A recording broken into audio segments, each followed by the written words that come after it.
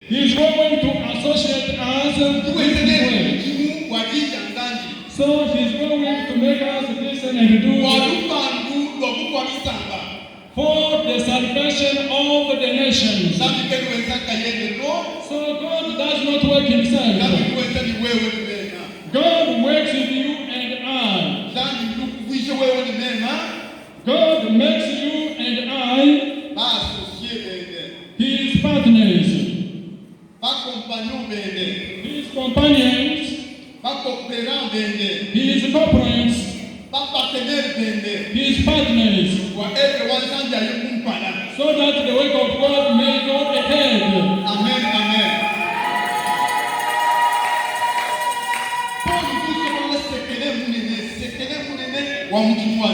Okay, Paul is now revealing this big secret of God.